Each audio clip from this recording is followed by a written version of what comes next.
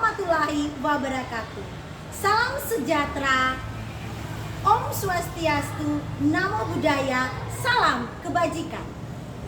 Perkenalkan, saya Yeremia Yultiana, guru di SMPK Santa Yosefa Labuan Bajo, mengampu mata pelajaran Bahasa Indonesia.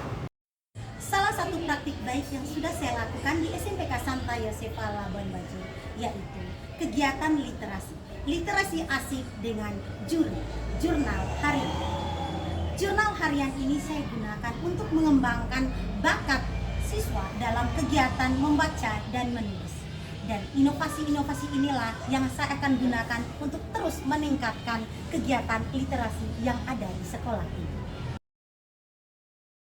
Salah satu sistem pembelajaran kurikulum merdeka adalah pembelajaran yang dirancang dengan menggunakan tahapan perkembangan dan tingkat pencapaian peserta didik sesuai dengan kebutuhan belajar serta mencerminkan karakteristik dan perkembangan murid yang beragam.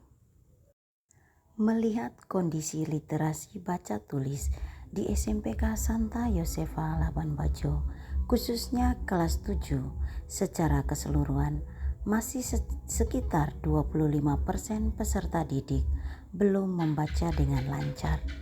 50% belum bisa menulis dengan menggunakan ejaan yang benar.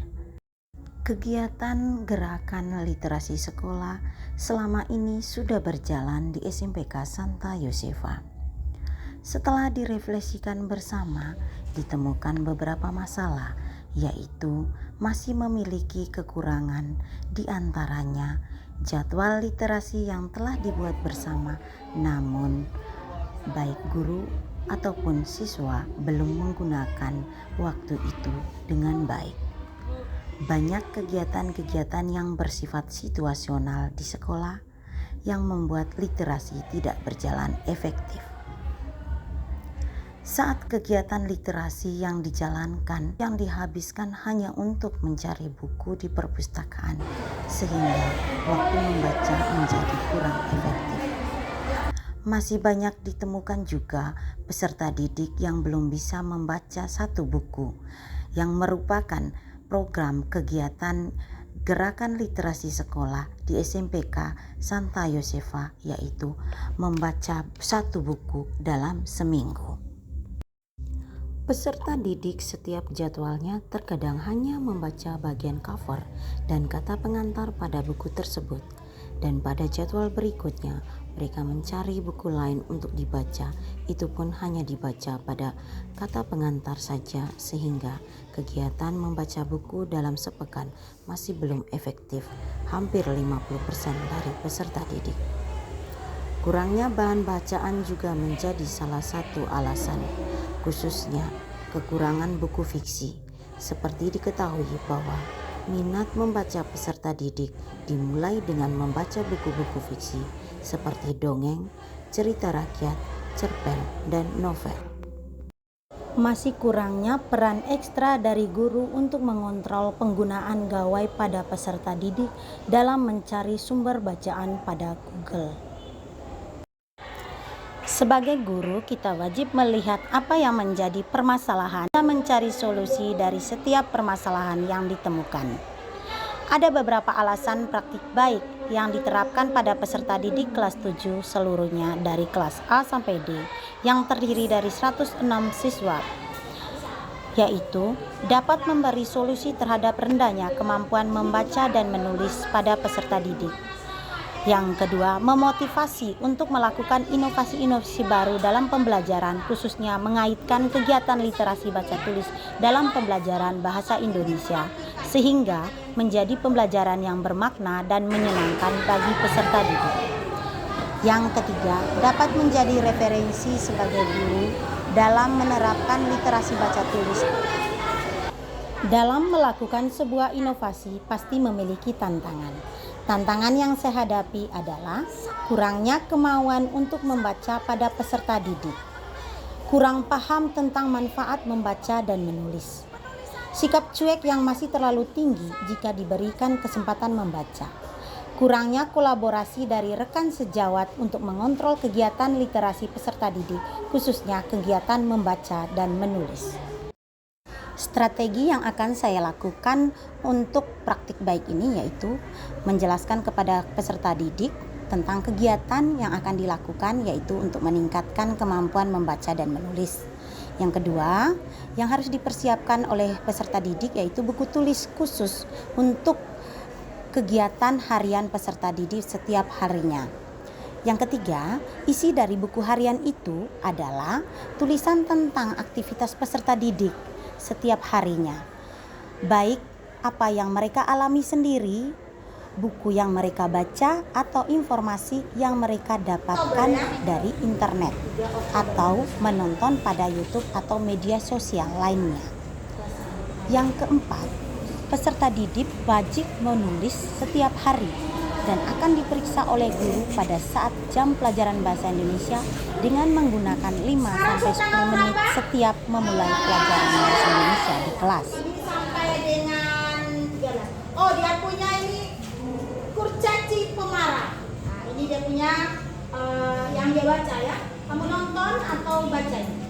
Setiap tulisan siswa yang berkaitan dengan penggunaan ejaan, baik itu dari penggunaan huruf kapital, tanda baca, dan lainnya. Yang keenam, peserta didik wajib membaca hasil tulisannya dalam jurnal harian mereka untuk mengetahui kemampuan membaca peserta didik. Yang ketujuh, pada pertemuan berikutnya, guru memberikan penugasan untuk jurnal harian berupa materi tentang cerita fiksi, khususnya cerita fiksi untuk mengakses dari berbagai sumber, baik dari buku maupun internet ataupun YouTube. Yang kedelapan, bahan bacaan tersebut digunakan sebagai bahan pembelajaran yang akan diintegrasikan dengan pembelajaran bahasa Indonesia yang bertemakan teks cerita fantasi. Teks tersebut dapat dianalisis berdasarkan struktur ataupun unsur intrinsiknya. Yang kesembilan, setiap pertemuan ada beberapa pertemuan yang merekomendasikan peserta didik untuk mencari topik khusus, salah satunya tentang kearifan lokal yang mulai dari kesenian, tarian, makanan lokal, permainan, dan nama-nama anggota tubuh dalam bahasa Manggarai. Guru memberikan kebebasan untuk mencari informasi dari berbagai sumber dan peserta didik bebas menentukan topik yang akan dibahas pada jurnal harian mereka. Yang ke-10, guru memberikan asesmen terkait topik yang akan mereka cari dengan menjawab pertanyaan sederhana. Kamu sudah baca tentang kearifan lokal di kemarin sudah? Aplikasi Google Play. Sudah ya? Yang ke-11, guru memberikan kebebasan terkait kearifan lokal yang telah dipelajari, salah satunya permainan tradisional untuk dipraktikkan pola permainannya sebagai salah satu cara meningkatkan semangat peserta didik melalui kegiatan belajar sambil bermain. Yang ke-12, guru mengarahkan peserta didik tentang topik-topik yang akan menjadi bahan literasi pada pertemuan selanjutnya yang akan digunakan dalam jurnal harian mereka, seperti kegiatan literasi digital. 13. Dengan arahan dari guru, peserta didik disarankan untuk mengakses opini mulai dari pengertian, ciri-ciri, serta langkah-langkah menulis opini. Yang ke-14, dalam kegiatan menulis buku harian, peserta didik terbaik akan menjadi peserta perlombaan dalam rangka bulan bahasa, yaitu pada lomba khusus mata pelajaran bahasa Indonesia, yaitu menulis opini. Kegiatan tersebut akan dilakukan secara terus-menerus dan akan dipantau oleh saya sebagai guru bahasa Indonesia dan kerjasama Bapak Ibu guru wali kelas maupun guru mata pelajaran lainnya. Kegiatan yang kita lakukan sehari-hari seperti menulis yang benar, yang kita mengingat kembali kejadian-kejadian yang telah kita alami sebelumnya. Kreatif. Contohnya kita menuangkan ide-ide hasil pemikiran kita sendiri serta kita menuliskannya. Yang kedua, meningkatkan daya ingat. Yang ketiga yaitu mengurangi stres.